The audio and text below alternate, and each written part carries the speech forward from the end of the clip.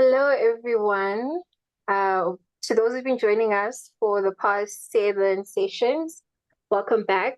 If you're joining us for the first time again, welcome to the next Architecture of Philanthropy series, another segment, the very last one. I'm sad, but I'm happy because we've unpacked a lot in the past seven weeks.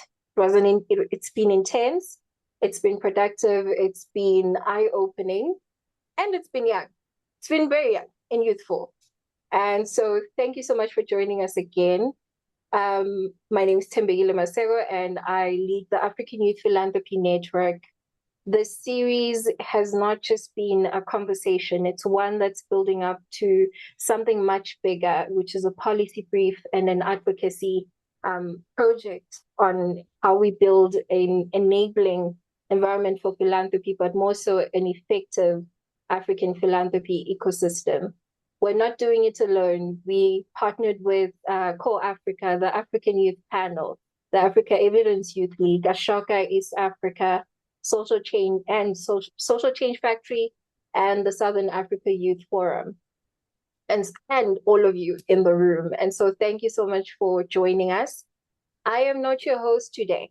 I would like to then bring our moderator for the day, Tarisai Jangara, who heads the Southern Africa wing of Alliance Magazine, a seasoned journalist and a philanthropy enthusiast who's been getting her hands dirty in the sector and pushing it forward. And so, Tarisai, it's your show. Thank you. Thank you very much, Tembi, and good afternoon, everyone. I think, as Tembi said, I'm equally feeling sad, but what I'm just excited about is from the session one, that was this first series, to where we are today. We have been building a house. I think we now have the windows, the floor has been put, the walls are up. Do we have a roof? I think that's what we'll discuss in today's session, and we'll just think about what we want to put inside this house, what kind of furniture we would put in this house. So I'm really honored to be moderating this final session, the next architecture of philanthropy, which we'll be discussing today. So just a few ground rules. As you are joining, please drop your name in the chat so that we know who is joining us in this room this afternoon. And also just keep your microphones muted so that we can have a more engaging conversation. If you have questions or reflections, can you drop them in the chat, and we'll be able to recognize them and share as we go. But also, please don't really leave without telling us where you're tuning in from, your name and your organization, so that this interaction does not end today. So what I'm really excited about is that when we talk about the architecture of philanthropy, based on everything that have been said in the past series, we are talking more than organizations or funding. We are looking at the entire ecosystem, and I'm really excited that today we have speakers who are also just representing the entire ecosystem, and we'll be introducing them as they come on board. But just to kick us off, before I go any further, you know that the next architecture, that's what I believe, it has a sound and it has a shape. And I think this is what we should hear before we name it anything. And we have Banshi, who is going to be giving us a curated spoken piece. Banshi, over to you. Hello, everyone. My name is Banshi. I am a spoken word and hip hop artist from Zimbabwe. I'm also a cultural curator, and my heart is embedded in the nature of us being Africans. And the piece that I'm going to be sharing with you today is called I Think in Color, and it speaks to everything that has culminated to today. Even though I wasn't present from the first day, I heavily feel included, and I hope this piece also speaks to you. So here goes. I think in color. So when you ask me to spew in cursive on a bright white page with colorblind print, I sink to the bottom of the same ocean my ancestors drowned in you. Tell me to articulate. To articulate before it's too late, before the deadline hits, the same way my trauma sits in the pit of my stomach in place of a meal. I could have healed, I could have brought healing to these wounds, but these wounds that I bear do not have medicine that is found there on shelves like files and facts. In fact, my kind of medicine cannot be defined. It cannot be translated. It can only be felt. It is experience. It is the rhythm of resilience, a color. I write in color. So if you ask me to justify it, to make it bold and bulleted, it feels like I am being blamed for existing double-spaced. Times New Roman, expecting me to measure my people's survival in metrics and margins that fit your quarterly reviews, as if the rhythm in my resilience is not also rhythm and blues. Tell me, what is a policy brief to the breath we have held in our lungs for so long? The life that has been held in our lungs for so long, how we exhale in oral tradition and build in less than blueprints. What is food for thought to an uncooked meal? You see, it kind of feels like grant or no grant, we have been taken for granted, made to feel like we are more problem than we are solution. But enough is enough. You see, help is not help if it begins to feel forced. Help is not help if it begins to force. I feel in color. So could you feel it too? Banshee. Thank you so much. Oh my word. Thank you, thank you, thank you so much, Banji. I think this is the sound that we really wanted to hear. And I know that we have Antonio Bueme, who is going to be provoking us today. But I think we have already started on that note where I'm beginning to think, what is our collective diagnosis of the current philanthropy architecture in Africa? The discussion is just continued and gotten into the rhythm of that very beautiful and curated poet, where you have questioning a lot of things from the log frames that are used within organizations, measuring what matters, are they even applicable for communities, for organizations? Can we now then define our own development? What then does that look like in practice? Thank you so much again, Banshi. I hope you'll be able to give us another closing piece. I feel like you left me really wanting more, and I'm sure more participants on the call can also just agree with me. If you are just joining us, this has been an 8-part series, and today we are focusing on the final series describing the next architecture of philanthropy and being led by the youth that are interested in philanthropy within the philanthropy and development sector. And I'm thinking of how we are going to be provoked, where we are going to sort of get a foresight in terms of where are we going, how do we get there, what is it that we refuse to carry forward. If you are to take a paper and just sketch the next 10 years in terms of what the next architecture of philanthropy looks like, what would your sketch look like?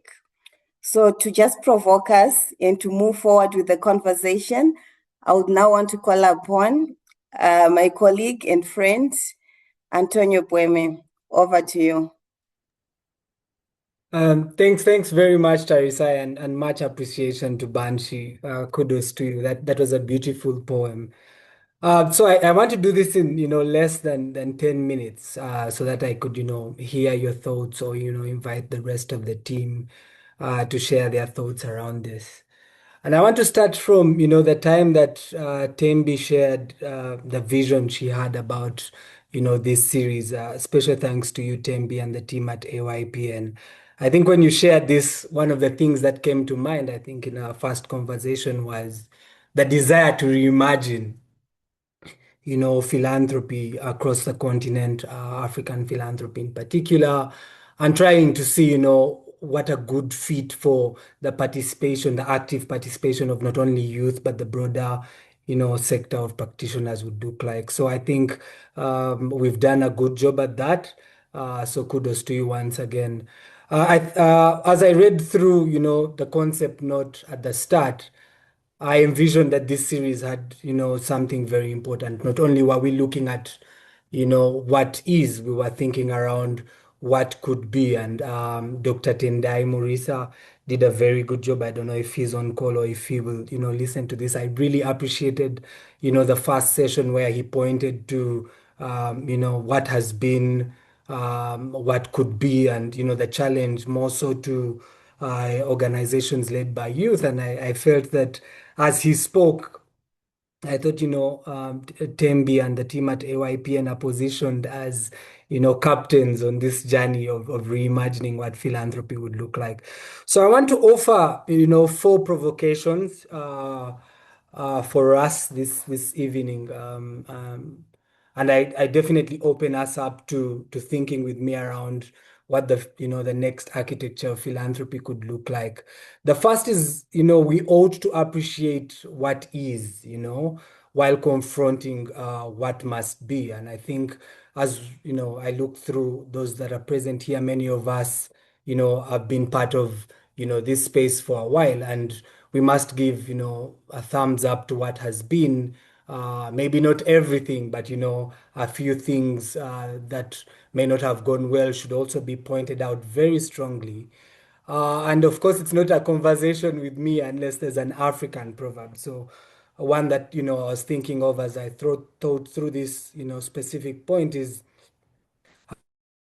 flows, it never forgets its source. So, this proverb is definitely essential, and I know many of us could have read of it or used it in terms of, appreciating history, because we know that history is not a cage, but is a compass for us. It will direct us in where we need to go. But we also must appreciate that we must not be bound by this very history. So as much as we appreciate it, we must be bold enough to tell ourselves, this is not a binding factor. And to do this, we must honestly reflect. We begin at a place of reflection. And another proverb that came to mind is, it's only a foolish child who sees his mother at an old age and asks himself what the father was thinking when he made that decision. So we will not be foolish children who look at what has been done and then begin to ask, what are the choices that these people made. So of course we appreciate those that have gone before us and the decades of work that have been put in. Be bold enough to resist the temptation of, dismissing, the opportunity and the potential that lies with us. So the question that I posed to us, and I know Tembi knows that I had a lot of fire to spit, but I've tried to cool this off to ensure that it makes sense to us. And the question, that I would want to pose to us is, what is it that we appreciate, What is it that we appreciate in what exists? And what is it that we would boldly want to confront? So feel free to drop those in the chat even as I speak. Your thoughts, for those that have been in the space and for those that may be new to this space, what do you think work for philanthropy across the continent? What do you think could work for African philanthropy in particular?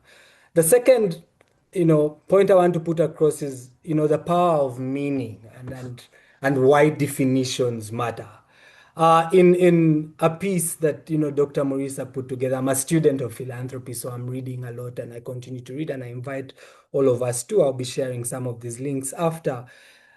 Kicking Away the Scaffolding is a piece by Dr. Tendai that he did in February 2025.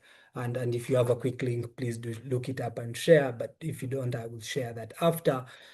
We notice that, philanthropy and African philanthropy, loses a lot in the endless definitions that, we try to coin. I think for a long time, everyone starts with, the Greek translation of the word love for humanity.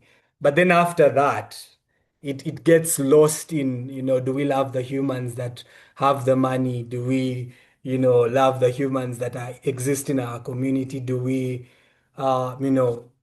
think about local giving? Do we think about institutional and corporate giving? So I think the definition, though broad, kind of gets lost along the way. And so I think, we need to appreciate if I look at the future of the space, there has to be an appreciation of these definitions. And if we can't define philanthropy or African philanthropy holistically or have something we can, point to as a whole, then other things within philanthropy also then begin to, take their own shape. When someone says enabling environment for philanthropy, then, everyone defines it as they can, and everyone defines it what they may, and then we lose a lot in that.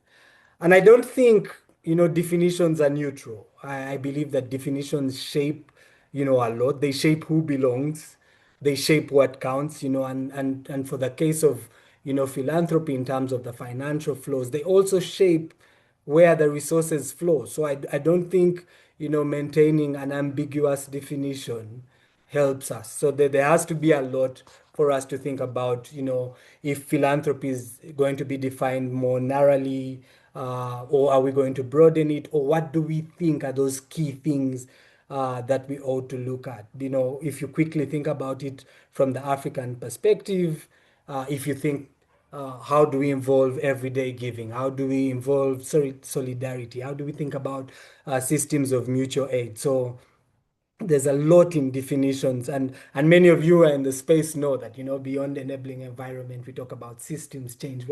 What do we mean by that? If you asked, the 21 of us on the call, we'll probably, have different people, but I see essays on the call. So people like Essay who are, taking the lead in things like system change, or to, think with, the team at AYP. And so that as we conclude this series, maybe we also need to put out more strongly a call around what this is. Of course, another African fable this time that we always think about is, there's a reference to this broke relative who always, shows up to family meetings. And whenever they raise their hand to give an opinion, everyone shuns it because of, the fact that they are broke. And I know that if you quickly think about the last family meeting you are in, if you are the broke relative, and in this case, doesn't mean you have nothing. It just means that of those present, you are the one with least standing. It positions you at a place where you don't have much to contribute because everyone thinks you ought to be the one serving the meal. And when we think about some of these definitions and how we position ourselves, we need to position ourselves more strongly and not see ourselves as the broke relative who has to be in the meeting but only serve the food and not have anything vital to contribute. So if we're to build a new architecture, we must root our definitions in our realities, in our values, in our practices, and not just those things that are, imported, the imported frameworks. Thirdly, and I hope I'm managing time, Teresa, you let me know. I had mentioned four, so I'm at the third. The last is thinkers and doers, and why action must lead. For those that, have been in the space for a minute, you know that there's a big appreciation to thinkers, of course, the researchers, analysts, strategists, and we have them, on this call, and this, this series is proof of the fact that, thought leadership is very important. And again, once more, appreciation to the team that put this together. But we also must confront attention that exists, We can think endlessly about what is wrong, We can write endlessly about what needs to change. And I think that's the dilemma at which we are, So if we have so many people thinking in the same direction and thinking about something that may appear too comfortable for us at this time, but is in the wrong direction, I think we need to challenge ourselves to pause at where we're thinking. And then for a new architecture, what I pieced together here is for transformation to be done, we need to, experiment more. There have to be better models that we are building, and we need to try some of these. And this is what I was telling Tembi. We need, to challenge funding and how it is happening, and know that, this is very important. Again, referring to the broke relative that I had mentioned earlier. Whoever is funding the work that is happening across the continent decides a lot that happens. And then we need to, understand more around what shifting power is and actually see what we ought to contribute to that beyond just describing it. Because one thing that we'll quickly see is, these things talked about and written only go so far. So when we talk about an architecture, it's a practical thing. It's something that we need to, prepare ourselves to get into. And again, another proverb for you, if you're preparing to make a sculpture, or if you desire to make a sculpture, you need to be ready for your hands to get dirty. So that's something that we need to think about. And then lastly, I thought about philanthropy as architecture. What does it mean to design for the future? So if we think of philanthropy as architecture, then we must ask ourselves what principles guide our design, what principles are going to guide us as we design this. And Tembi, this is a strong one to you as we think forward. And I wanted to offer only two principles that I think, we could look at. The first is form follows function, and form is FORM. Forgive my pronunciation if it doesn't, resonate, but form follows function. So in architecture, and I had to consult a few architects that I know, in architecture, you need to begin with, something that is beyond what looks impressive. You need to begin with what serves a specific purpose. And in this case, what serves people, should apply to philanthropy. If the function is community transformation, then the form should be something like institutions, funding models, or governance structures, and these must serve that function. So that's one of the principles we need to look at. The second is, foundations determine everything. So a building is only strong as what it stands on. If the foundation is external dependency, the system will always lean outward. We'll always, go back. And we were making a joke earlier before this call is, after a call like this and after a conversation like this, most of us have to go back and write a proposal to that which is external. And I don't think that is, something that looks into the new architecture of philanthropy. So if the foundation is inequity, the system reproduces iniquity. So we need to look at that. But then if we see that the foundation is community, and for those that have worked with communities, and the communities are not just geographic. When we think of communities, we shouldn't think about them as geographic. This in itself is a community. We need to think about communities of practice. We need to think about communities of thinkers and doers. We need to think about communities beyond what would be a community in Kampala, a community in, Zambia or Zimbabwe. So we need to broaden our understanding of what community is. So the real work is not just in designing new, structures. It is in rebuilding, and understanding if the foundation upon which we build, can support that which we intend to build. So as I close, those are four thoughts. But as I close, I want to, definitely appreciate AYPN and all the partners that have, put this series together and are thinking around, what the future of philanthropy in Africa is. And I just put a quote here that, the future of philanthropy in Africa will not be inherited. It must be constructed. And it can only be done by those that are willing to question definitions, those that are willing to act and not just analyze, by those that are willing to design differently. So the question I want to leave with us, I know I've left so many questions, but the final one that I want to leave with us is, what are we willing to build next? And what are we willing to dismantle to make that possible? Because architecture is not just about adding, sometimes it's about removing what no longer serves. And that is the work ahead of us. Thank you very much. Thank you very much, Antonio, for that powerful provocation. And it has really left me wondering, am I the poor relative who is on this call today? or I'm one of the rich cousins. I'm not sure. But what is clear is that what is strongly coming from you is that philanthropy has never been really about the sector. It's really about identity, ownership, meaning, and imagining what is possible. And you really spoke about appreciating what already exists while appreciating and confronting what must change. I think that is a powerful place to begin, because building the next architecture definitely does not mean dismissing the work that has been done, the sacrifices that has been put forward, and the institutions that have brought us here to be able to provide the space for even us to talk about the next architecture of philanthropy. And it also means asking more questions. What do we then carry forward? What do we transform? And what do we create anew, is reflected in your conversation? I think it is a good point for me to now bring our speakers, Cecilia, Munashe, Banshi. She has already given us a beautiful poem, but she will also help us just to reflect on what the architecture will look like, because we'll definitely need those rhymes, the rhythm, what was coming out when she was delivering her poem. And we also have Seko and Yamishen. I think these are some of the names that I've just been trying to pronounce throughout the day.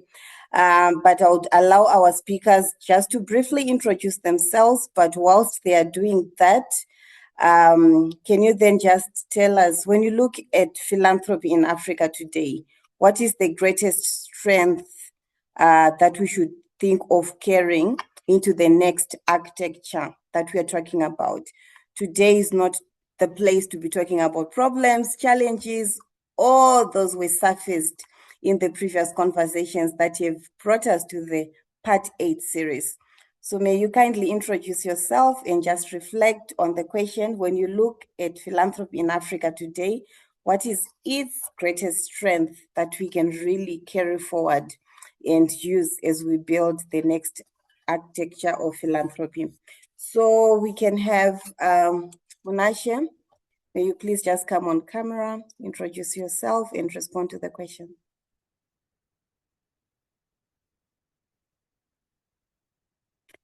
Tembi, did Munashe join? Not yet. Not yet. All right. Seho, you can kick us off. All right. Thank you so much for the wonderful invitation. I am Chirofa Jamalohodi, and the direct translation of my name, it means blessing. I am a representative of Southern Africa Youth Forum, abbreviated as SAYOF. This is an organization that encourages young people like myself to be centered at a place whereby we are able to share our thoughts and, where possible, influence policies to the betterment of our people. The question that you have posed in terms of what can we do to strengthen, or the strength that we can carry forward in philanthropy in Africa, I would say we need to work more together rather than doing work on silos. So Africa is big on its own, and it's a beautiful continent with its own rich history. Looking at the history a bit, most of African countries were colonized, and even today we're still dealing with those systematic issues. So what we can get to do to work together, redefine the future that we all want, and to be secured for the next generation, because the future, it is for the next generation. What we do today here, it's a building stone of what the other generation can come and build on and leverage on, so that the others can also flourish. Thank you. Thank you very much, Seko. I've taken that key point of strength as a relationship, of collaboration as a key strength that we can carry forward as we are building the next architecture. So Tembi, make sure that you are definitely throwing in the aspect of collaboration, which is very important. Cecilia? Thank you, Tarisai, for having me. I am Cecilia Siovose Monyoli. I love the name Siovose because it reminds me of my roots and it grounds me. I currently serve as the Safeguarding and Gender Lead for Trust Africa and more specifically for the African Youth Panel. My work again focuses around ensuring that young people, particularly women and individuals from vulnerable communities, can engage safely in the different activities and programs that are running. It also makes sure that they are also engaging meaningfully, and also there's some equitability within the programs, and then making sure that they have and we're creating decision-making spaces for them. So, I mean, one of the things that has really stood out when Boehme was speaking about it, and I know he talked about form follows function. And for me, even when he was talking about it, I looked at something that was wobbly. And if you don't create a form for a structure, if it is not well done, and he also talked about making sure the foundation is strong enough to hold the building. So if we're not if we don't make sure that that form has been created, then how do we measure, and how do we make sure that whatever we were creating is functional for the different people that we work with? One thing that I think we can carry forward is a commitment to accountability, even when the function is not coming out, and when the form has cracks, and when it's not working. Are we making sure that we are holding ourselves accountable? Are we making sure that we are accountable to the people who actually we are working with, the communities that we work with, the communities that we engage, the young people that we engage? Are we making sure that we are accountable to them, and not just accountable to where we look up to in terms of money, and who brings in the money, who brings in the structure, who brings in the organization? Yeah. Thank you. And I'm looking forward to the conversation. Thank you. Thank you very much, Cecilia, and for just prompting us and reminding us that accountability is a key ingredient. Not sure if we can start debating along the lines whether it's already a key strength within the philanthropy sector or development sector that we can carry forward, but what is clear is that accountability is needed. Can I just call in Banshi? You have an opportunity to reintroduce yourself properly and just respond to the question that I've posed. All right. Hello once again, everybody. My name is Banshi. Birth certificate name is Tatiana Natalie Kondo. I am a spoken word and hip hop artist, as well as a cultural curator, which means I build on the foundation of the themes that I am most passionate about. And these include the Pan-African nature, womanism, and also gender equality and mental health. So I create systems in place for youth to exist and share their creative ability so that they can contribute to the change that we want to see. So to address the question at hand, I think one strength that we can carry into the future would be the fact that we already have a spirit of Ubuntu, like a communal understanding of what it means to give and to receive. So that means we don't need an external blueprint to see or rather measure the progress that we already make within our African philanthropic networks. So what we already possess is that ability to integrate ourselves in other people's existences. And this solidifies how we're able to give and receive aid externally. So we need to be looking inside and preserving that ability to look inside our community so that we can also feed into our futures. So retaining that spirit of Ubuntu, the foundation of love, is very important because it makes the work that we do feel less like work, less like duty, and more of an act of service, which is to me a love language. And Ubuntu is a communal love language that we strongly need to make sure it exists, even when we continue to solidify our existing frameworks. So yeah. Thank you so much, Banshi. I knew that bringing you again to reintroduce yourself would be beneficial. Now I know that there is another name that we didn't know. Thank you so much. But thank you so much for really speaking about Africa. The fact that we already have a rich tradition of solidarity, mutual aid that comes through the spirit of Ubuntu It's a key ingredient and a key strength that we are definitely going to be throwing into our architecture, and also just a key foundation that will really support our building to ensure that it's not shaky. It is indeed the spirit of Ubuntu. Yamishan, I would call you upon now.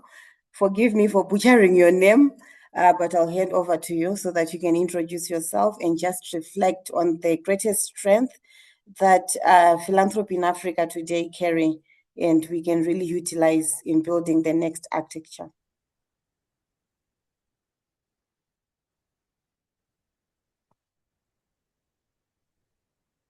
Tembi, am I missing someone?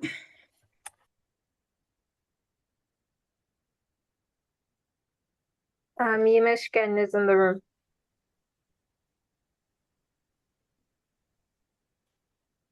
Yemeshkan, if you can hear me, may you kindly introduce yourself and just respond to the question where you identify a key strength that we can carry forward in building the next architecture. Thank you so much, Teresa, if I pronounce it well. Can you hear me? Yes, Teresa, please go ahead.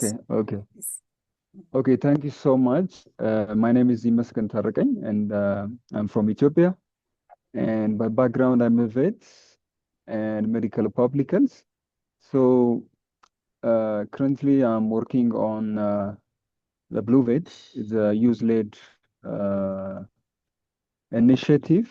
Mission is to empower the youth in transforming Ethiopia's livestock sector through advocacy and community engagement, recognizing the Ethiopia's enormous livestock wealth. So, as many of you know, the largest herd on the continent remain utilized as the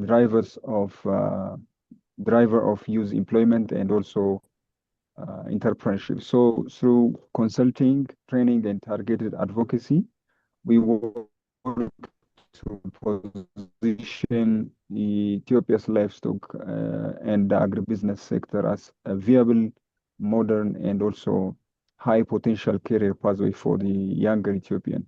So when I come to the question, I believe, or we believe, the diagnosis, if it is the first question, right, I am addressing, we believe we need to look inside what we have, as an African youth, and also as a country, not only as a youth, but as a country, what our country have, what is really the potential.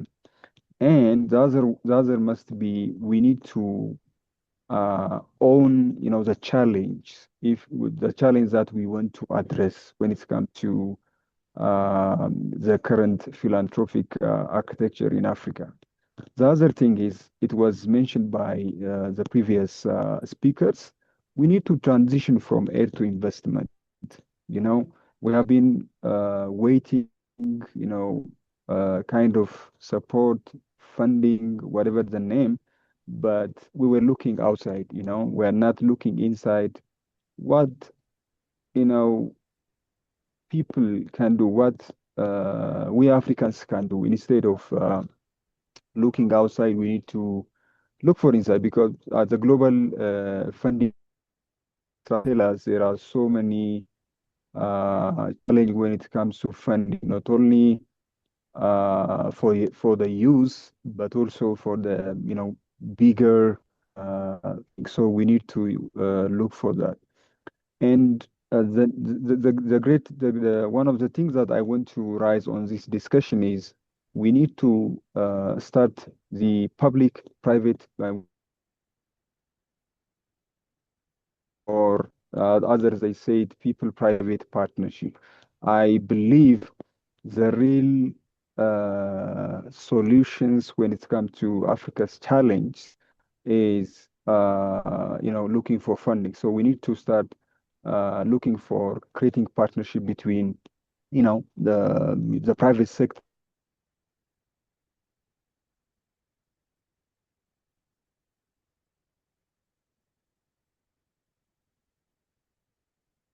Yamiscan, I think we are losing you. On that note, where you are talking about how we can leverage on the private sector. Are you back? Yes, yes. Okay. Sorry if you are not hearing. Yeah, I can mention, here in Ethiopia, there is, on my sector, there is an initiative called a Bounty of Basket. It's a government initiative, actually. But the way the government is implementing, actually, the idea is in order boosting Ethiopia's livestock production. So the way the government is doing this initiative is attracting so many private sectors to engage in, to invest on, whatever the sector they're interested on, whether it could be poultry production, dairy production. Of course, there are so many international development actors who are supporting the initiative, but majorly the government is trying to bring local actors, Ethiopian investors, so that they can engage and support the country. Thereby, we can have our own way of funding the cause. So this could be one of the examples of public-private partnership, instead of looking for outside. So we can, if we believe in our, potential, what are the richest person, what are the companies who can contribute, not as a sake of, not only for the corporate social responsibility, but as a genuine investment, as a genuine contribution to the challenge that we are facing in the global architecture of philanthropy. Thank you so much. Thank you very much for sharing those beautiful examples around leveraging on the private sector. But most importantly, I think it's the reminder that charity begins at home. Whatever resources that we are looking for, we are supposed to tap from within. And I think the four of you have really done a great job in terms of really sharing and giving us a shape of what the foundation of our building would look like if we're talking about the next architecture. And what I'm really hearing from this is that the future of African philanthropy is not something that really needs to be imported, but we can already use the strengths that are deeply rooted within our communities and our continent. I think the key thing was around collaboration, moving away from working in isolation, the fragmentation, working in silos, but really recognizing the scale of our unique collectiveness, what really happens, what moves when we work together. And also the aspect around accountability, to really focus on accountability. And I think this really applies on not only accountability to funders, institutions, but accountability to the communities and people we seek to serve or we are already serving. In the spirit of Ubuntu, the understanding that giving, receiving, and caring for one another, it has always been part of our social fabric, something that we really experience in our day-to-day living. And I think this really connects us back to the area reflections that were shared by Antonio about definitions, what counts as philanthropy. Perhaps part of building the next architecture is really recognizing all these forms of solidarity, mutual support, and community action, and beginning to share examples. We have someone from Ethiopia, South Africa, from Zimbabwe, just to see what does that look, what do they look like in practice, what do you call them, because we're talking about philanthropy today, but I know that in some spaces it is named differently. But just to move forward, since we are surrounded by young people as speakers today, I just want to focus on this key question. So young people, they are often described as beneficiaries, but when we are thinking and imagining the next architecture of philanthropy, what would a philanthropic ecosystem designed by young Africans look like? Because the conversations that I had in the previous series, running from the first one to the seventh one, it is the disgruntlement around intergeneration engagement, and the focus that we are not really doing development differently because we have inherited the same architecture that is not working for us, that comes with a lot of prescription. And now the new generation is saying there's something different that they can offer. So as we are on this call, I think it is really great to just give a brief reflection in terms of, from a young person's perspective, what would a philanthropic ecosystem designed by young Africans look like? What is it you are hoping to see? I would call upon Cecilia. You can kick us off. Thank you, Tarisai. So I think when you look at the young people, and I have been privileged to work a lot with them, me being one of them, but when you look at the current architecture, the way it is, we bring in young people for consultation, and we listen. But what we do not do is, once you hear, you do not let them be the ones who actually tell you about their priorities.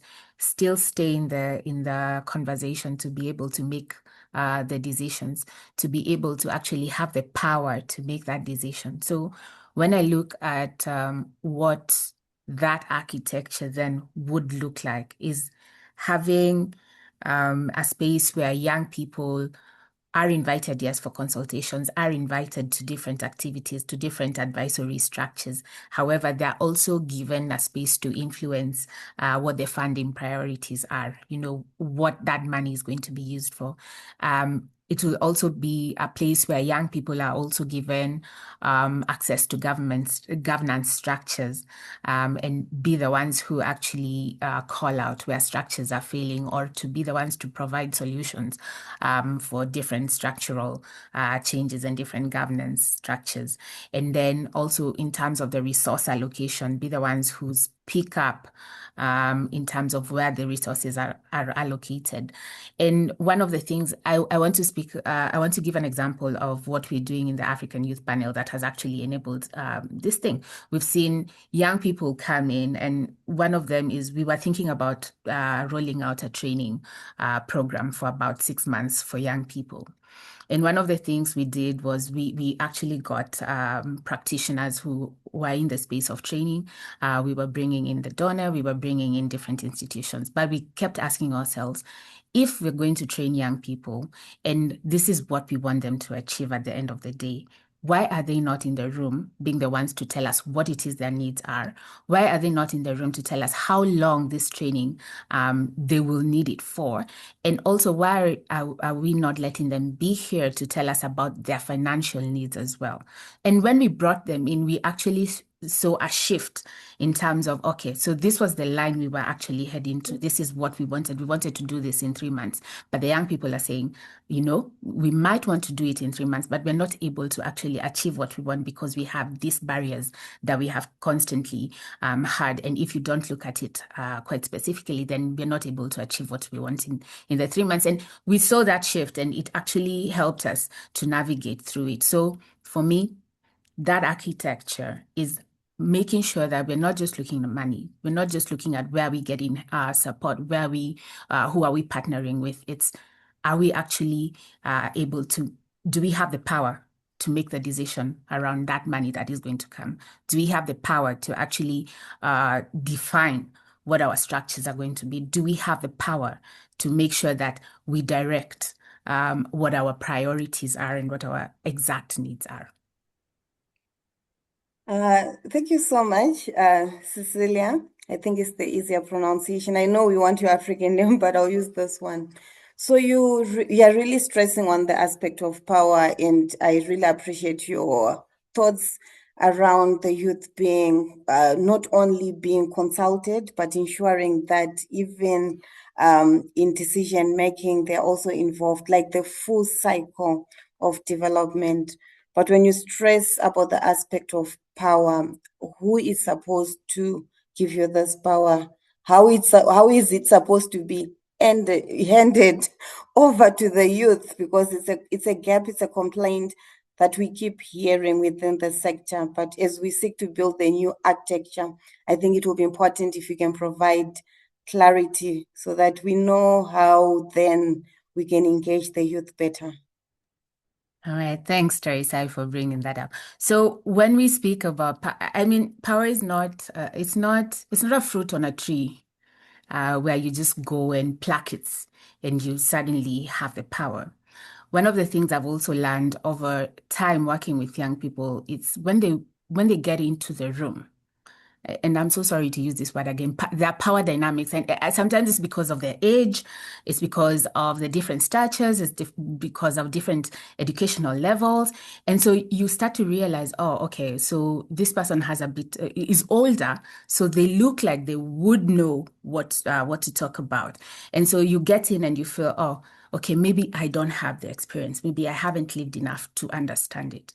But when you start to actually accept that you have had the experience for whatever number of years, it's still an experience, right? You have had the opportunity to listen to different people. And when you start to speak from that sense, you realize, oh, I'm actually bringing the power back to me. Nobody handed it to me. Nobody said, okay, Cecilia, here's your space to speak. Nobody. But that's one way of actually getting power. It's understanding that you actually have a skill. You have the understanding. You have the experience. No matter how small or how short it feels to you, you have it. So speak about it and speak about it with strength and confidence. So that way you start building the power within you. The other way around power is there's an environment that has also been created by the people within the room and the space that has been given to the person so that they're able to speak. So that again is another form of power that is extended to people. So while I keep speaking about power, it's not something that somebody hands it to you, but there's a space that is created that tells you, okay, you can be able to do this. And that way, then you have the power to actually speak about something. Then somebody also creates policies that allow for whatever you say to be considered when policy is being created. So creating an environment that allows you to speak, allows you to be heard, allows for whatever you speak about to be incorporated in the different places. That is what power to me looks like. And again, I emphasize it's not a tree with a fruit, and the fruit is power, and you go and pluck it. You have to fight. You have sometimes fight for it. Sometimes you have to fight within yourself so that it can come out. Yeah. Thank you very much, Cecilia. So I think the key thing here is the philanthropic ecosystem designed by the young Africans would be the one where they have the full decision-making power, and the engagement that is done within the philanthropy sector or the ecosystem is a full cycle. It goes beyond just consulting you as young people. Thank you so much for that. I think I would really bring in Banshi just to hear your reflections on this. What would that ecosystem designed by young Africans look like? All right, so I will start off by hammering in the point that I completely support what was said before, that young African leaders need to be in the forefront of the decision-making process, but also aid should stop looking like, what can I call it? It should stop looking like tokenism and more of self-sustenance. It shouldn't look like we're being given parts of a very small fish to feed on. It should look like we're being empowered to actually contribute to how the entire aquarium is being shaped. So that means not only sitting at the table, but also defining and designing it, implementing it in a way that speaks to the diversity or the diversity of the communities that we come from and exist in. And also coming from an artist's perspective, I think the heart of a project should not be what is written on paper or how clean it looks. Rather, it should look to the importance of the translation that comes with the art that embodies the entirety of what we'll be trying to achieve. Because art has this thing of being able to give soul to a situation. So that means it's not supposed to always be fitting on the tongue. It should be translated in a way that everyone can contribute. So I believe that policymakers should see the importance of incorporating, or rather investing, because aid shouldn't look like just a beneficiary receiving, but it should look like investment. So when we do get aid, it should go in a way that flows and comes back to us, rather than we are constantly asking or begging or being that broke relative that was spoken of earlier. So essentially what I'm trying to say is we need to recognize the importance of involving young people in the decision-making process, to redefine what aid looks like so that it doesn't look like tokenism, it looks like more of investment. And also that the art space, the creative sector, the civic space should be heavily invested in, because they know how to translate what is tangible into what is intangible and long-lasting. So yeah, essentially that is what I believe needs to be done, and what I believe the young people can contribute, because I've been in so many conversations with young people who even come from the grassroots, or those that are coming from high density suburbs, and they may not be I don't know, fitting to the boardrooms, but they have this ability to mobilize. They have an innate leadership quality that we cannot find in the West, that is purely African. And recognizing the importance of those people that might not necessarily be the thinkers, that are action-led, like what was said in the beginning, that not everyone is a thinker. Some people are operating from a place of action. But I think like the art sector has this ability of allowing young people to shapeshift. So for instance, I am a thinker, but I'm also a person who acts as well. So I am contributing actively to the change that I want to see. And most of the young people that I've encountered who are in the creative sector have this unique ability to be able to shapeshift. And I believe that is purely African. We don't wait for situations to be perfect for us to act, or for situations to be perfect for us to actually innovate. It is a very African thing to do, to just make ends meet with what we already have. And I believe that that's something that we really need to take into account, not waiting for things to be perfect, but using the resources that we already have, the qualities that we already possess, to make sure that we preserve what we've already had from the beginning, and not look outward, essentially. So, yes. Thank you so much, Banshi. I think you have added another important layer around moving from a relationship of dependence towards that of investment, where communities and young people are not only seen as recipients, but as contributors and designers and builders of their own development. But still there, Banshi, you spoke about the innovations that young people can really do to promote development within their own spaces of operating. I think that was your point of ending. And I was wondering if you have a specific example of what is happening in your context.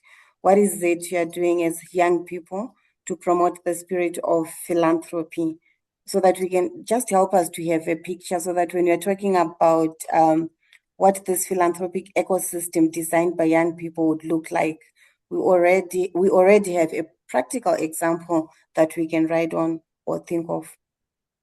All right. So personally, I spearhead a movement called She. So essentially what we do is we bring young people together so that they can use their creative abilities to communicate their lived experience. So like I said prior in my submission, sometimes these young people are not coming from the best situations. They are not the most like intellectual, but they have an innate quality to mobilize and speak to the heart of a matter that we cannot find on a policy brief, that we cannot find in those clean boardrooms.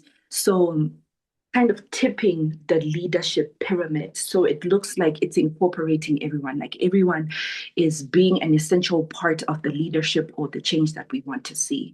And if you want to look at like art from a global perspective, even the West is looking to Africa right now in the time that we are in. The music is sounding more African, the fashion is sounding more African, even the way that we do philanthropy should shapeshift, so it looks more African. It shouldn't even look like they're influencing our aid, but we're also influencing how they are aiding us and how we might even begin to is just tipping the scale. So rather than looking outwards or looking towards what we see or what we perceive to be more clean in this ecosystem that we're trying to create essentially. So yeah, I think for my own personal experience, I've managed to change who I am from just being a performer to also creating opportunities for other young people to exist and perform and share their perspective and also contribute to the change. So I think also realizing that it's important to invest in young leaders, young African leaders who are making sure that that level of translation is made possible is important, even if it doesn't look very clean, essentially. Thank you very much.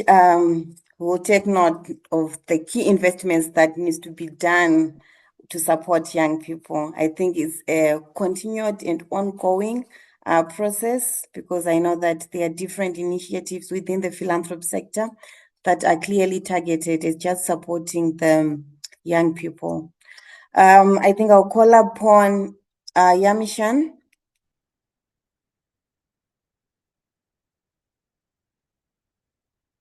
Yamishan.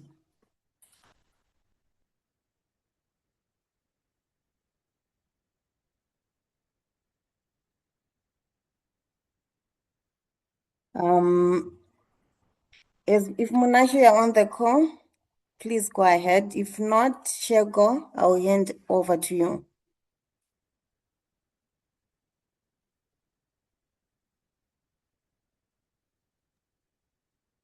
Shego. Yes, thank you so much. So I will just add on to say mentorship is also needed. So mentorship in term of when intergenerational working environment takes place, we as young people, when we are given that opportunity, we should be able to have a teachable spirit. For instance, I'm going to make an example about Namibia.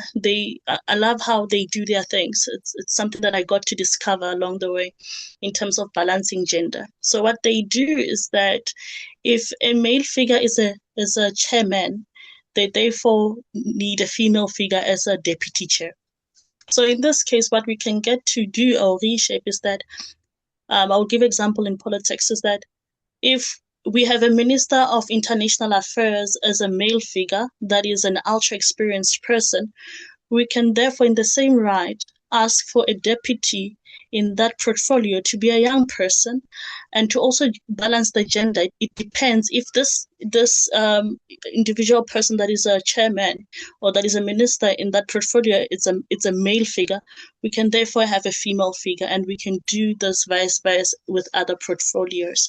This will help us to actually not only dismantle one thing, but to architect on gender equality and ensuring that young people are empowered.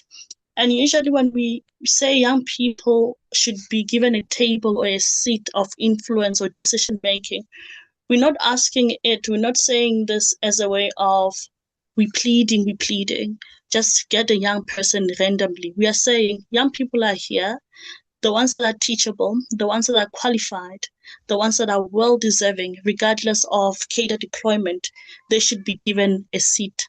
So this also, but this intergenerational working group and inclusivity through mentorship as well, it helps so much. I believe in passing the baton, and also making a succession plan that works. So usually other organizations, when they draft the succession plans, it can take a period of 6 months. But then now, when we have this conversation, we get to have, ask our people to say, look, this is what we have discovered, that we need intergenerational working group. and to be carried out. So let's say now, if somebody in that portfolio has got a long term of 5 years to serve, and then they have this young person that is a deputy for 5 years to serve, that on its own, it creates a healthy working environment of intergenerational leadership as well as the succession plan. Thank you so much. Thank you very much on that keynote of really focusing on mentorship and the assertion that, you know what, the youth are not just coming empty-handed, they're also skilled and they deserve to be occupying certain seats. So I think it's a key thing that should be recognized as we build the next architecture, because that architecture is not just going to build itself, it needs people.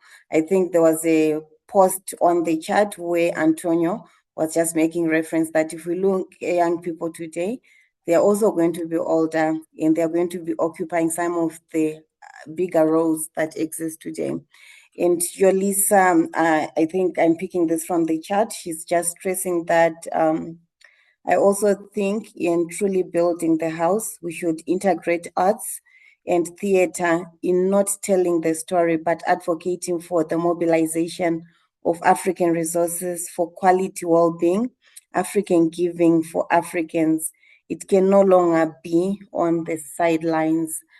Thank you so much, Yolisa. And I think, Banshi, this is exactly what you're doing in an area of interest. So it's a point that you can also just pick up, and Tembi and the group will ensure that the story is not just being told, but there's a key role that is being played by young people in terms of mobilizing resources locally. So just to move forward, what is the one action, I think what are the two actions that have to happen within the next 2 years for us to move closer to the vision of having this picture that you are all talking about? What is it? What's one action that has to be done? You can look at it from the perspective of government, funders, and the sector itself. What is that one or two action that have to definitely happen within the next 2 years? Because we do not want to come back here and still have the same discussion. We have diorganized, we have imagined, and we have discussed the most difficult parts. But how then do we make this happen? I know then, Tembi, when they begin to put all this information together, they also have clear timelines, the key actors involved, the key actions that can be taken by their institution. But what concrete actions, in your views, should foundations, policymakers, networks take to make this shift real?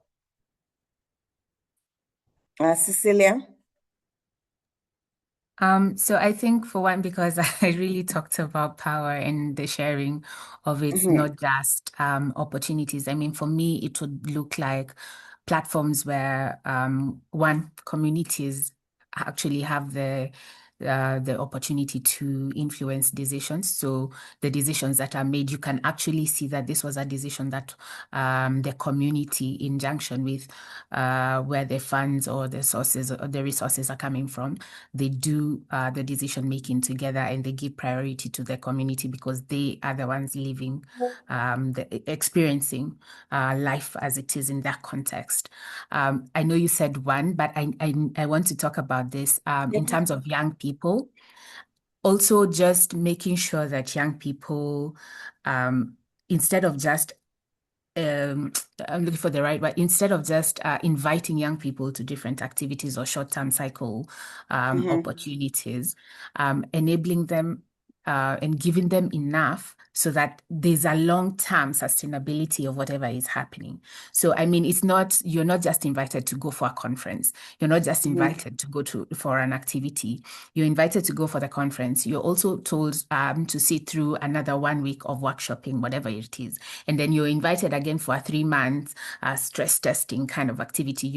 put them in the long-term cycle of things as opposed to just inviting them to short-term activities and conferences that really, they're there, they learn a bit, and then they go back home.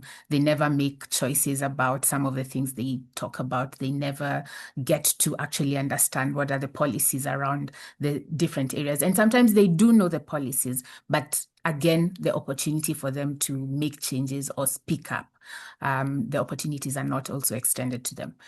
Thank you. Thank you very much. Banshi, over to you.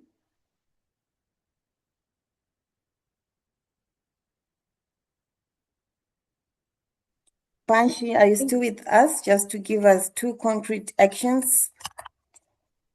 Okay, so I believe that we need to effect our own blueprints to make sure that the architecture that we are putting in place truly serves us. So that means, like I've been saying constantly since the beginning, that we should look internally rather than externally. And also, I think the second thing that we could do is make sure that the grassroots are actually being funded directly. So institutionalizing that whole communal aspect, that whole Ubuntu aspect, making sure that every person is being actively involved in the decision-making processes and not necessarily just being there to show face or just be on camera or to be documented, but to actively participate in the change that we want to see. Thank you for that. And Sego? Thank you so much. So, like you said, we don't want to find ourselves here 5 years to come or in the future to have the same conversation. So we can't prescribe solutions without acknowledging challenges that we face in Africa in terms of architecturizing the future that we want. So I would say that going back to the drawing board, the biggest challenge here is corruption. The reason why we have these endless conversations in terms of what we want to see to change, and we don't get to see that, it is corruption. So already what I've noticed is that there are terms and conditions, rules and laws. These are part of policies, right? These governs the countries, institutions, NPOs, funders, you name them. So we need 2 things here. We need to monitor and accountability, right? So in this case, when we monitor, we can get to say, this is what has come out of this round table discussion. Those are solutions. Then the monitoring part is a thing of, now we need a framework to say, after 6 months, this is how we monitor change. Now, accountability comes in to say, let's say now funders come into the table and say, for this solution to happen, we are therefore going to fund 100,000 Rand. Now, corruption comes somehow, invisibly or visibly, right? So those funds that are meant to do the good work on the ground gets to be stolen. Now, we need the word accountability. How do we make these people account? There should be a thing of taking harsh consequences against those that steal what is meant to bring solutions and transformation. So the accountability here, when I get to say consequences, harsh consequences, is the thing of they should pay back the money. And also the state should arrest these people to set an example to say, if you are a leader and you are appointed to serve people, and somehow you become unethical, this is your reward. Now, those that are in the space for the good work or the goodwill, they should also be rewarded well. So it's a thing of the bad should be rewarded with being present and paying back all the money. The good ones should be at least be awarded with more remuneration or incentives or stipend to say, thank you, we've seen your work. That also encourages and fuels somebody. And also they can also be given an opportunity to say, Teho, you have led here, for example, you have led in international relations space. Where do you want to be in? Then Teho says, I want to be in AU. And we say, okay, let's take you to AU. Now, how do we bring support? Now, this is now becoming progressive. We are able to see all of this in black and white to say, if I do good, this is my reward. And if I do bad, this is what I will get. Thank you. Thank you very much. Let me just quickly bring in Himes Chen, if he's still here.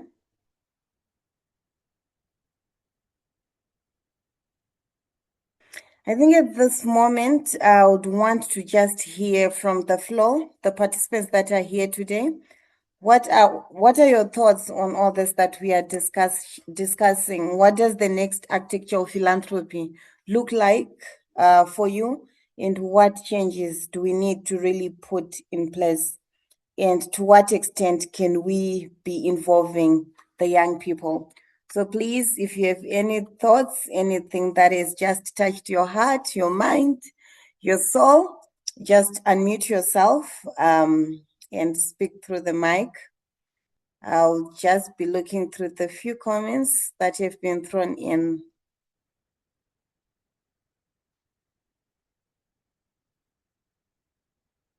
So I'm seeing from the chat, understanding the importance of archiving. If we see the value in our intangible cultural heritage, we can build these frameworks from a position of power.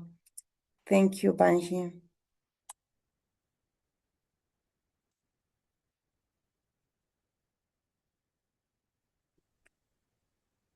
I have my good friend here, Eshban. Any thoughts? What's going through your mind right now as you hear the young people speaking? Thank you, Tarisa. It's been very interesting just listening to this. And I'm going to draw on something that Antonio said much earlier on when he said that it's interesting how, sometimes we go to we go to the conversations, we go to the meetings, and we talk about African philanthropy and being more aid dependent. And then once the meeting is done, we go back to writing proposals to a thing that is foreign or a thing that is quote unquote international. And I've been thinking about like the vulnerability of all of us and how like fragile I think that our positions are if we rely on international money.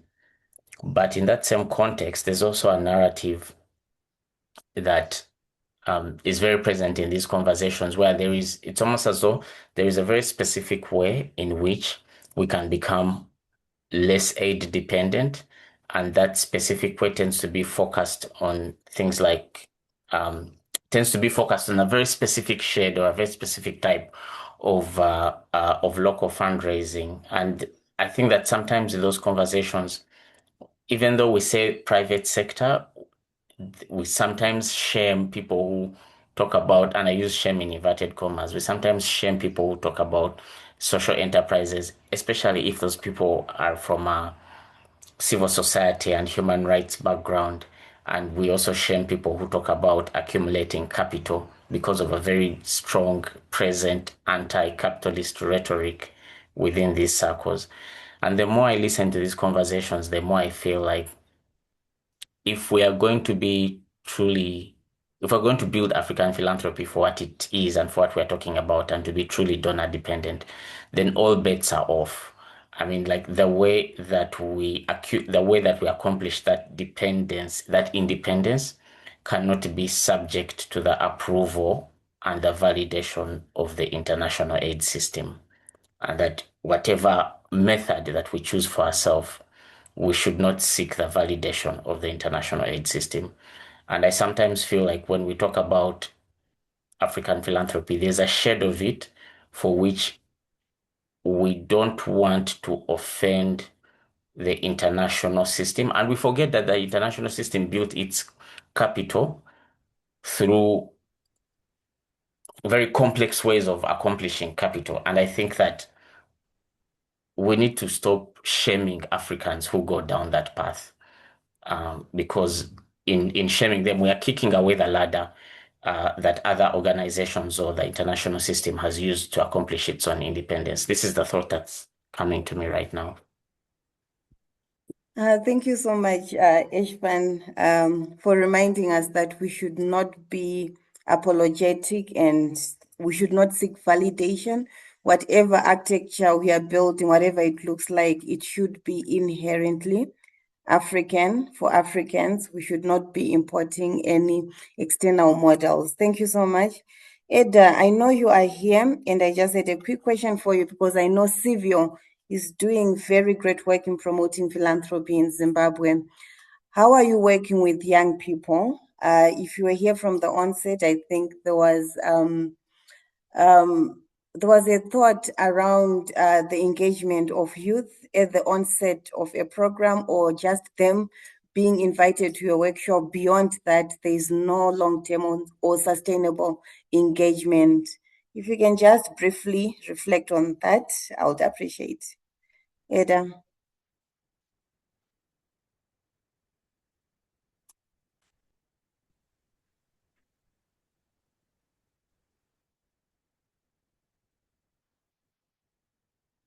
Sorry to put you on the spot, Eda. Hi, Teresa. Sorry about that. Connection is a bit iffy. Could you just repeat the question? Yeah, so I was saying I know Sylvia is doing a great work in promoting philanthropy in Zimbabwe and beyond. And I was just keen to hear how you're also just working with the young people, because one of the thoughts that came out in the conversation is that young people, I just engaged for consultation, but beyond that, there's no sustainable or long-term engagement. Sure. So, one of the things that we've been working on is helping to support and strengthen the philanthropy ecosystem, especially for community foundations. And we've, supported and come in to help in the establishment of the Community Foundations Network of Zimbabwe. And one of the things that we've encouraged the members who are part of that network is one, we've seen, yes, local grassroots initiatives, philanthropic initiatives led by youth, so encouraging them to be part of this kind of like peer support group. I can think of an organization that's based in the eastern part of our country, which is called the Manicaland Youth Assembly, which has really benefited one, not just in terms of guidance, input, insights from others in the space, but also bringing and sharing their stories, ensuring that youth are a critical element and feature for philanthropy and African philanthropy to grow. They're an entity that can't be ignored. The continent is getting younger and younger, and soon, just by demographics alone, youth will dominate the space. So, we've got initiatives and entities, or an initiative like that, but also just engaging in, research studies. So even when we've done studies in Zim looking at patterns of giving, it's then to kind of unpack and see as well from the element of youth, like what youth have been doing and promoting and providing a voice to amplify the important role that youth can play in philanthropy, its growth and strengthening of the ecosystem in our country and on the continent. Thank you very much, Eda. I really love the emphasis that, the youth are the leaders of today, because Africa is really a young continent, and the efforts that Sivio is already putting to ensure that they are engaging the youth in a more sustainable manner. I hope the youth that are here, it's something that they are also just listening to and just taking forward. Celia, if you can share your final thoughts. Okay. So when the different speakers are speaking, something just came to me as we think about the future architecture of philanthropy. I just wanted us to all remember that philanthropy is not new to Africa. It's not new. Yeah. long before there were foundations, long before there were grant agreements, long before we started speaking about funding cycles, philanthropy was already part of our lives. I mean, it was a neighbor giving you salt because you don't have salt in your home. It was an auntie taking care of your baby because you need to go to the farm. You know, it was an uncle actually taking in a child because he probably lives in a city where there are job opportunities and your parents don't. You know, we are all beneficiaries of philanthropy. And maybe perhaps one mistake that we have made is allowing philanthropy to just become synonymous with funding. You know, every time you talk about philanthropy, your mind just, almost goes into money. Where are we getting the funds? Why can't we get funds from people within? It's in our core. It's about solidarity, and I love that it has been talked about here so much. It's about mutual responsibility. When we talk about let's start with what we have, let's all be responsible for one another. It's a belief that our well-being is connected to one another.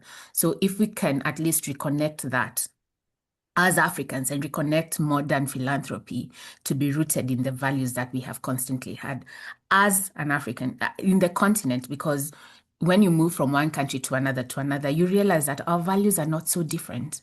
We have lived experiences that are so similar, yet so different because of the different contexts, but our values remain the same. So perhaps we need to reconnect modern philanthropy to go back to our values.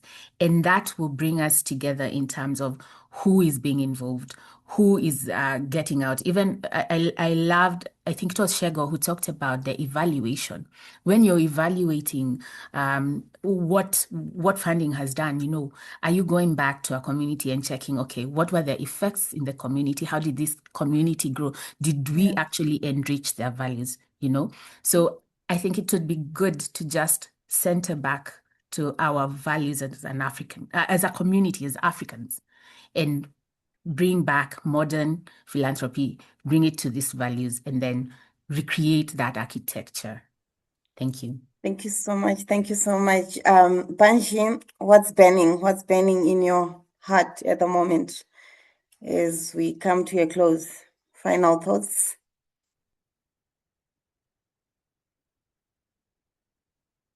Banshi? Shego? Well, I would say,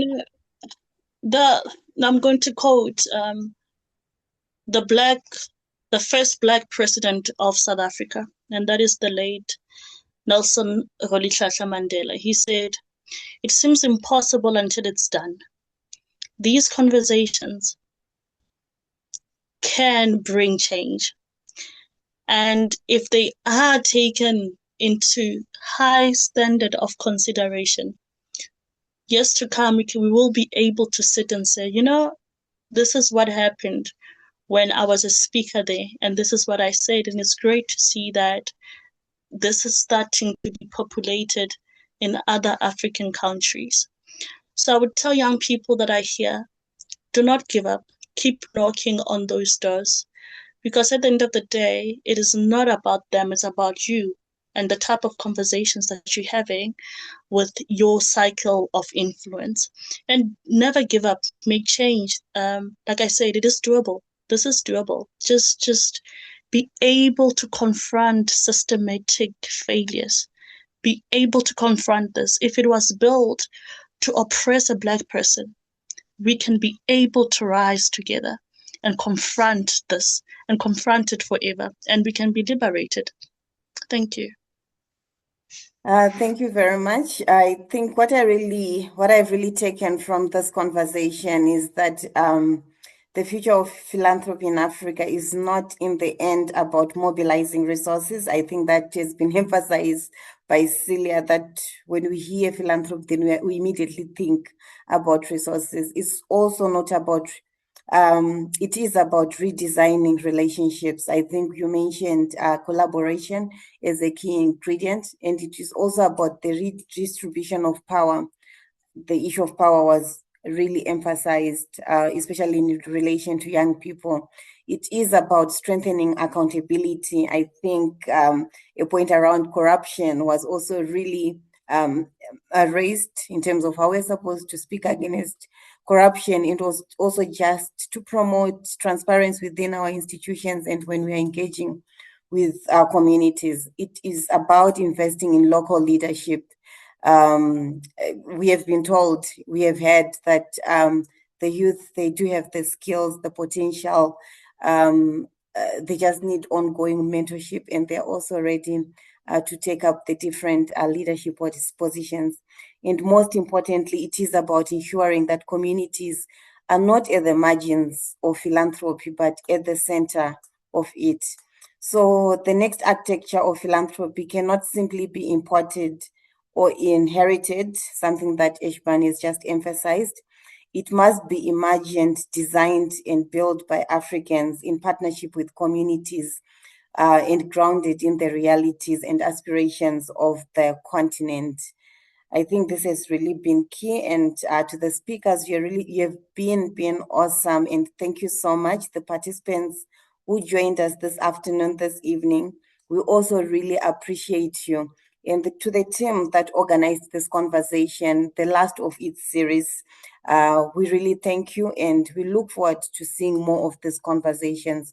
But just to point us towards what really happens after tonight, this afternoon, this evening, depending on where you are, I would want to call back again Tembi, just to give us a way forward and to just tell us what happens next. Thank you so much for your time. Thank you so much, Tarisai. Thank you, Siobose and Chokopato and all the discussants who joined us and everyone in the room. I think you've all left me and the team with a lot. We curated this series because we didn't want to go in blind. We didn't want to start implementing projects and initiatives from a blinded perspective or from our own. We wanted to hear as many voices as possible. This has actually been a consultation more than it has been just a weekly roundtable series. And so thank you to all of you for giving us freely your knowledge, for giving your knowledge freely and helping us carve this out. And so what's coming next? This is all feeding into a policy brief. But more than anything, we've realized from the past, well, now I can say 8 sessions, that we actually need to projectize this and turn it into action and create a policy advocacy project from all of this. And so please be on the lookout for that one. If you want to participate, if you want to be a part of it, DM us, email us. We are happy to include you. We're happy to include any insights and inputs on how we can better design this beyond everything that everyone has said over the past 8 weeks. This is our thing. We are embedding solidarity into the next architecture that we are building. And so we welcome everyone to chip in. And the other thing that I'm super excited about, that we're all super excited about, is our upcoming festival in October called the Generation Give Festival. It's going to be the very first one, the first platform we are creating in person to bring young people across the continent together who are givers, who are giving in one way or another, not just financially, but through their time, through their knowledge, and through all the other aspects of giving that we have in African philanthropy. Coming together into one space to connect, to co-create, and to be celebrated. We're going to do a lot of celebration also in the room. And so we welcome all of you to please do register. I think registration information will be out by the end of this month. Do join us, do come through. Even if you're not young, forever young at heart, we're not closing out the space to anyone. And we will have a lot of other campaigns happening throughout the year and initiatives that might just pop up. Engage with us, DM us where necessary. If you need our emails, we are always happy to give them, and our phone numbers. And so from myself, and the rest of the AYPN team, thank you so much, Siyabonga, for joining us. It's a wrap. I can finally say it's a wrap after 8 sessions. Thank you. And have a lovely one. Yeah, thank you. Thank you, Tembi.